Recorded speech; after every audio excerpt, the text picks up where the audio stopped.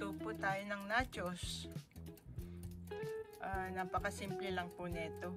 Isasalansan nyo lang ang nacho chips sa isang oven-proof na baking dish. And then, I put cheddar cheese and mozzarella cheese. Shredded po, mas maganda. Then, nilagyan ko siya ng tawag dito sa sili na to, jalapeno, no? I-melt nyo lang po. Pero usually, meron tong ground beef. Wala akong ground beef na nasa ref o nasa freezer. Kaya, optional ang ground beef. Anything you can add on, like chicken, shredded chicken, pwede rin po. Nasa sa inyo yun. Anong gusto ninyong ilagay sa toppings. Masarap siya, comfort food, lalo ngayon nag-i-snow. Healthy snack na rin. So, i-melt nyo lang po yung cheese. So, once it's melted, pwede nang kainin. Masarap na, yung mga uminom dyan ng beer, pwedeng inuman ng beer. Ako po soft drinks lang. Actually, ginger ale yung ipinapares ko dito. Kasi, hindi po ako minom ng Coca-Cola. Masyadong mataas ang sugar level nun. Kaya, ang preference ko, ginger ale. Or, hindi naman tea, iced tea. Yung merong malamig. Para na rin siya refreshing. Kasi I consider this as comfort food So,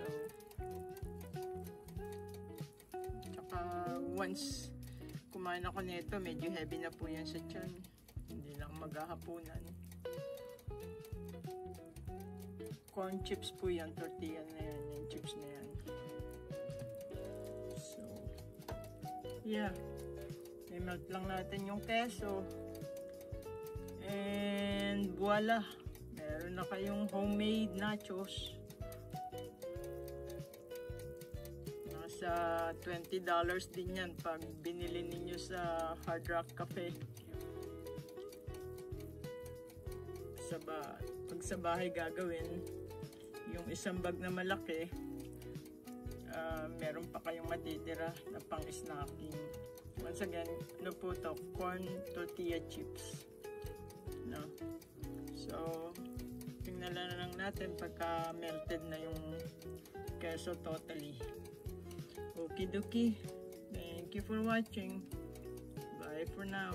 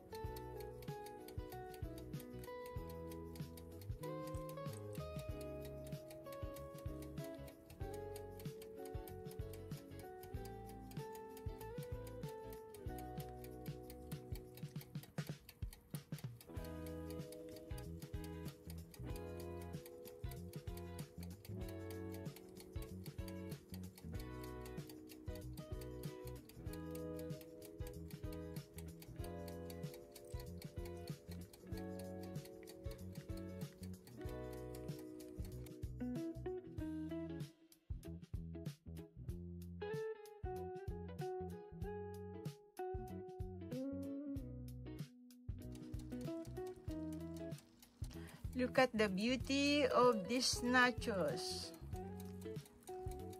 Cheese is melting before your eyes. Look at that. Yum, yum, yum.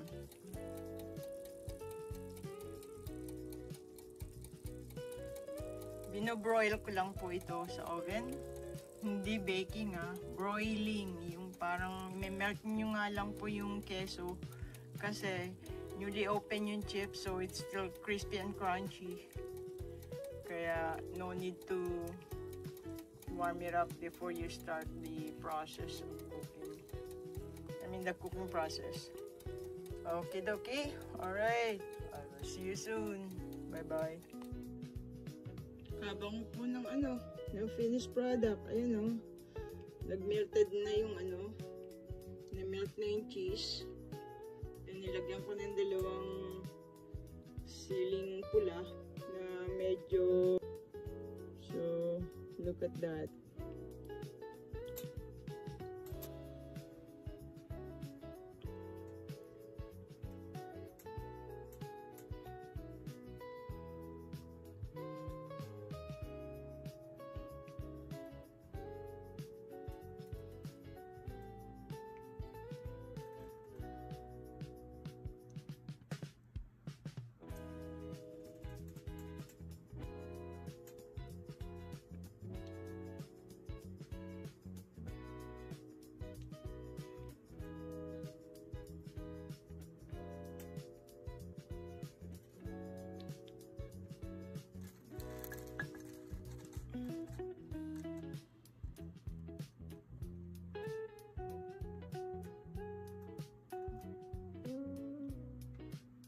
Check it out. Yum, yum, yum. Look at that.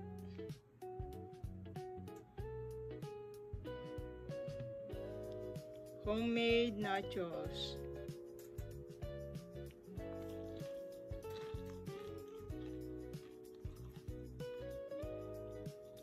Narinig na po niyo po yung pagka-crunchiness niya.